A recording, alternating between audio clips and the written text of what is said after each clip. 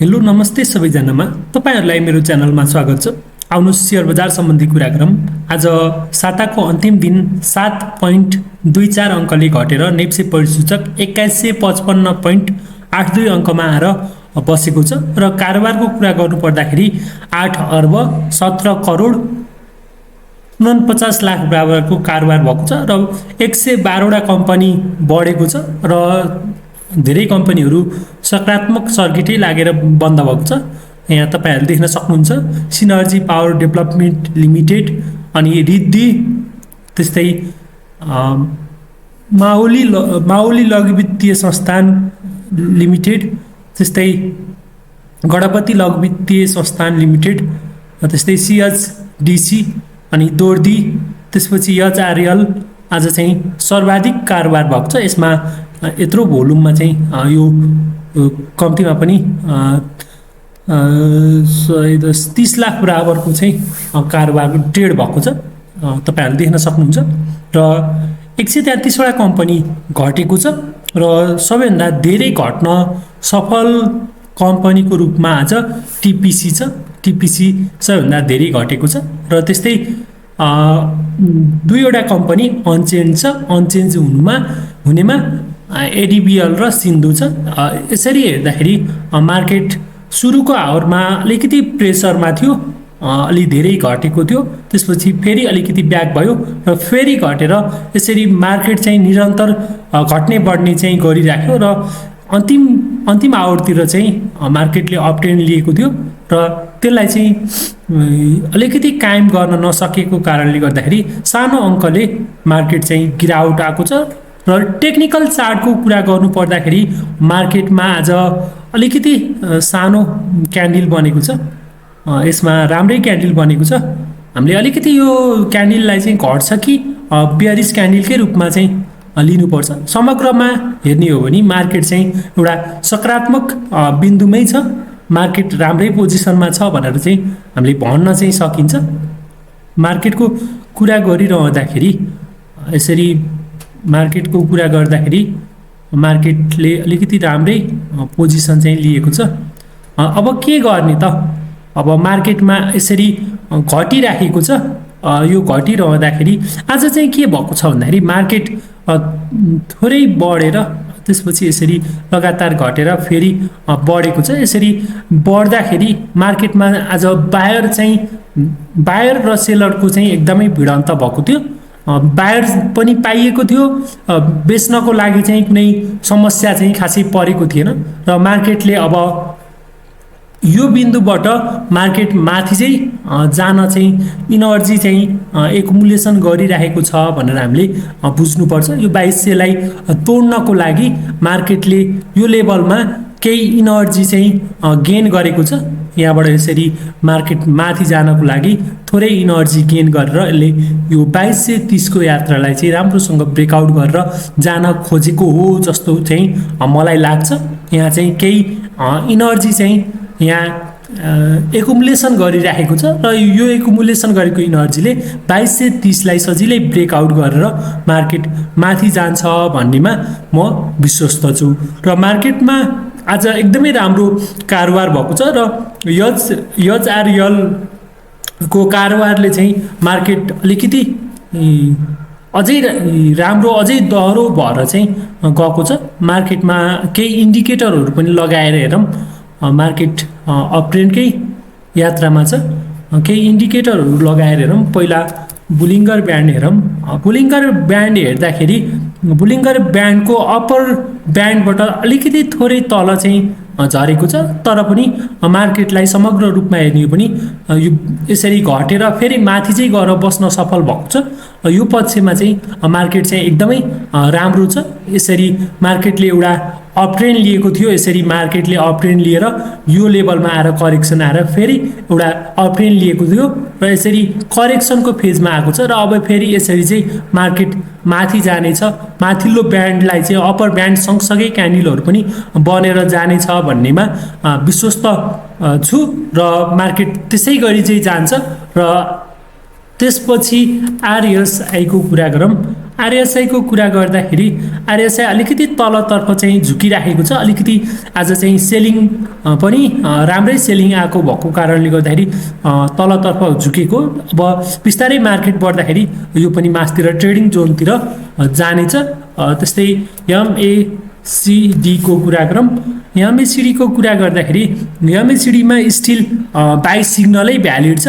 आज हिस्टोग्रामको क्यान्डल चाहिँ अलिकति फिक्का बने तापनि आज अलिकति सेलिङ कारोबार चाहिँ ठुल्ठुला कम्पनीहरूमा अलिकति सेलिङ आएको हुँदाखेरि हिस्टोग्राम चाहिँ अलिकति फिक्का बनेको छ र यहाँ स्टिल बाई सिग्नल चाहिँ भ्यालिडै छ भनेर चाहिँ म तपाईँहरूलाई भन्न चाहेँ।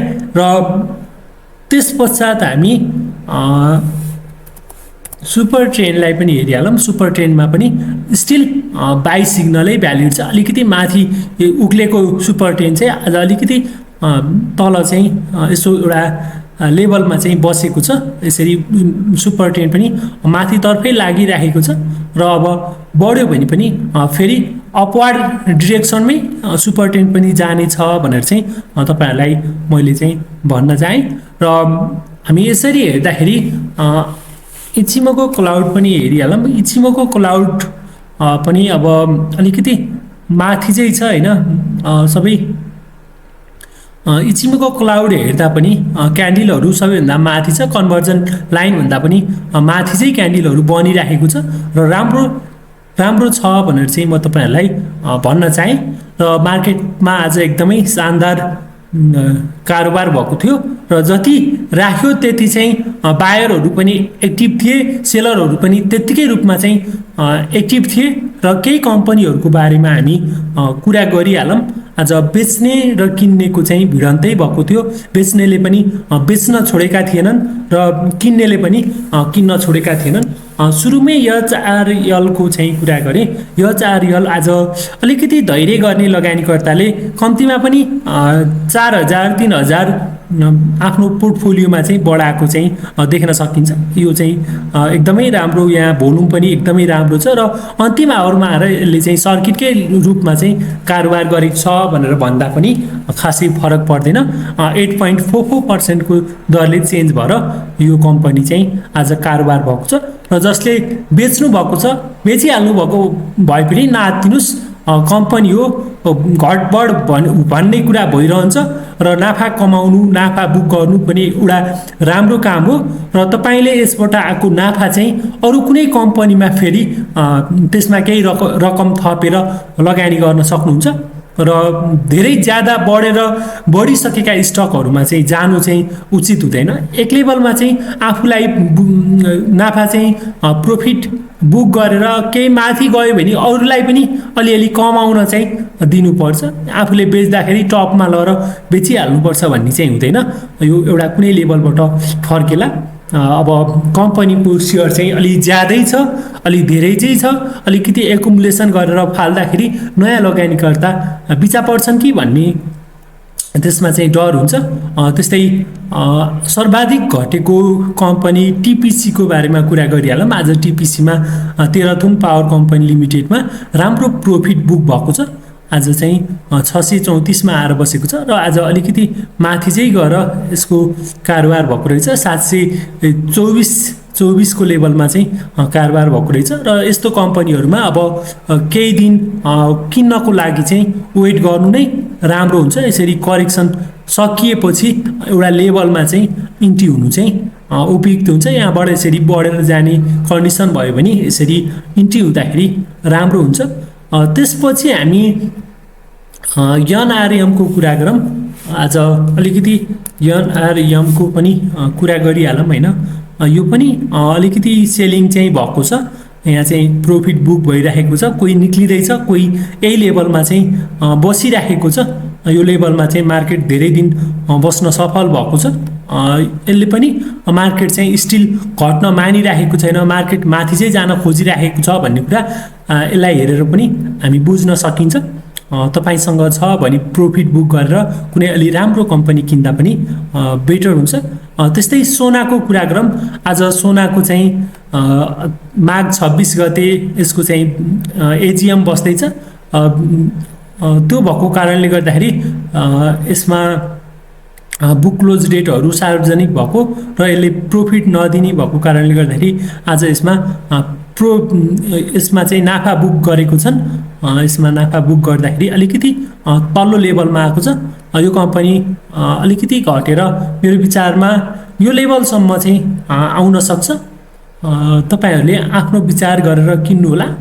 यो कम्पनीमा यो लेभलसम्म कुर्दा चाहिँ राम्रो हुन्छ जस्तो लाग्छ। यो लेभलसम्म मार्केट आउन सक्छ। अब यसमा मान्छेले प्रॉफिट नदेखेपछि, नाफा नदेखेपछि, डिभिडेन्ड नआउने भएपछि बेचेको हुन सक्छ। यो लेभलसम्म आउन सक्छ। मार्केटलाई हेर्नु होला। त्यसपछि हामी अर्को कम्पनी जाउँ। GCIL घोराई सिमेन्ट इन्डस्ट्री लिमिटेडको बारेमा चर्चा गरिहालौँ।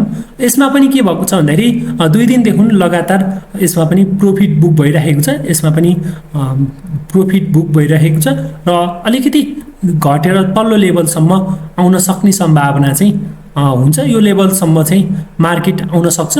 तपाईहरुले पनि विचार गर्नु होला। आफूसँग छ भने प्रॉफिट बुक गर्नु होला। प्रॉफिट बुक गर्न डराउनु पर्दैन। यसरी यो लेभलसम्म मार्केट आउन सक्छ। मार्केटलाई हेर्नु होला। त्यसपश्चात शिवमको कुरा गरौँ। शिवम सिमेन्टमा पनि अलिकति राम्रै आज प्रॉफिट बुक चाहिँ भएको छ। अलिकति मार्केट पनि एउटा लेभलमा, एउटै रेन्जमा बसिरहेको छ। यसले पनि मार्केट चाहिँ घट्न चाहिँ मानिरहेको छैन भन्ने कुरा हामीले चाहिँ यो सिमेन्ट इन्डस्ट्रीहरुमा, म्यानुफ्याक्चरिङ एन्ड प्रोसेसिङ मा चाहिँ अलिकति घट्न मानेको छैन भनेर चाहिँ देख्न सकिन्छ। तर घोराई र सोनाले अलिकति तल चाहिँ यो सेक्टरलाई चाहिँ ल्याउँछ जस्तो लाग्छ। त्यसपश्चात हामी अलिकति दोर्दीको पनि कुरा गरिहालौँ। दोर्दी पनि एकदमै राम्रो चालले बढिरहेको छ। यो लेभलबाट 423 को रूपमा एकदमै राम्रो शानदार तरिकाले मार्केट बढिरहेको छ।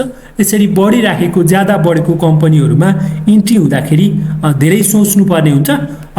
टुप्पोमा गएर चाहिँ किन्ने काम चाहिँ गर्नु हुँदैन।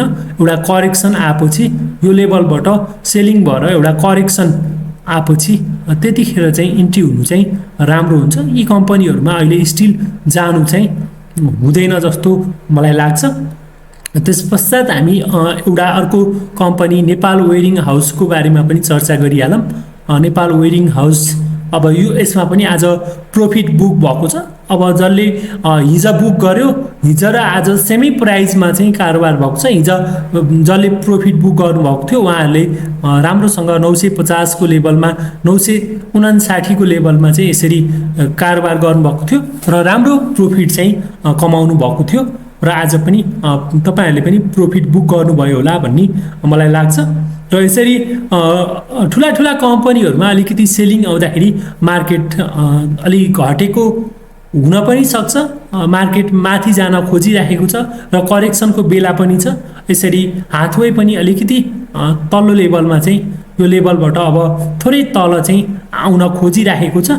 यस्ता ठुला कम्पनीहरुमा जानु चाहिँ अलिकति मैले चाहिँ लगानीकर्तालाई चाहिँ सुझाव दिन र अलिकति विचार पुर्याएरै यस्ता कम्पनीहरुमा कारोबार गर्नुपर्ने हुन्छ। यो लेभलसम्म यो मार्केट, यदि मार्केट केही दिन घटिहाल्यो भने यो लेभलसम्म चाहिँ मार्केट चाहिँ आउन सक्ने सम्भावना चाहिँ म देख्दछु।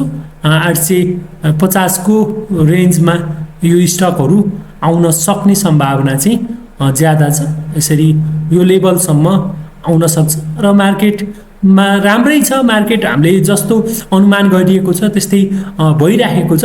मार्केटमा हामी डराउनु चाहिँ पर्ने छैन। र मार्केटको अहिलेको सेक्टर रोटेसनको कुरा गर्नु पर्दाखेरि सेक्टर चाहिँ कतातिर छ भन्ने कुरा चाहिँ हामीले चाहिँ थाहा पाइराख्नुपर्छ। सेक्टर कुन सेक्टर चाहिँ अहिले चलिरहेको छ भन्ने कुरा तपाईहरुले चाहिँ ख्याल गर्नुपर्छ। हाइड्रो पावर सेक्टर चाहिँ 1 नम्बरमा आएको छ। त्यसपछि अदर सेक्टर चाहिँ 2 नम्बरमा आएको छ। 3 नम्बरमा चाहिँ इन्भेस्टमेन्ट सेक्टर आएको छ र चौथोमा म्यानुफ्याक्चर एन्ड प्रोसेसिङ आएको छ। त्यसपछि माइक्रो फाइनान्स आएको छ। हाइड्रोले फेरि पनि लिड गर्न खोजेको हो कि भनेर चाहिँ देखाउँछ। होटल सेक्टरमा चाहिँ अलिकति गिरावटै छ। यसमा चाहिँ अलिकति घट्दो क्रममा छ भनेर चाहिँ हामी देख्न सकिन्छ। फाइनान्समा पनि कुनै अलिकति चाम अहिले तत्कालै आउन खोजेको हो कि यसमा चाहिँ अझै स्टिल वेटिङमै छन् कि जस्तो लगानीकर्ताहरूले देखाउँछन् भने माइक्रो फाइनेन्समा अलिकति चाम चाहिँ बढ्दै गएको छ। माइक्रो फाइनेन्स र म्यानुफ्याक्चरमा अब अहिले पनि फेरि हाइड्रोले लिड गरिराखेको छ।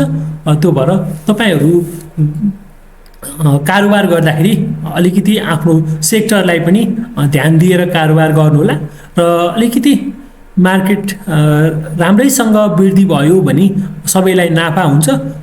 मार्केट हेर्दै गर्नुहोला, हामीसँग सँगै हुनुहोला। हामीसँग सँगै हुनको लागि तपाईँहरू हाम्रो युट्युब च्यानल स्टक ट्विस्ट नेपालमा तपाईँहरू सब्सक्राइब गरी तपाईँहरूसँग भएको जिज्ञासाहरू छ भने पनि कमेन्ट गरेर तपाईँहरूले सोध्न सक्नुहुन्छ, अथवा हाम्रो फेसबुक पेजहरूमा पनि यही नाममा चाहिँ स्टक ट्विस्ट नेपालमा तपाईँहरूले म्यासेज गरेर तपाईँहरूसँग भएको जिज्ञासा चाहिँ राख्न सक्नुहुन्छ भन्दै यो भिडियोबाट बिदा हुन्छु। भिडियो अन्तिमसम्म हेर्नुभएकोमा तपाईँहरूलाई धेरै धेरै धन्यवाद।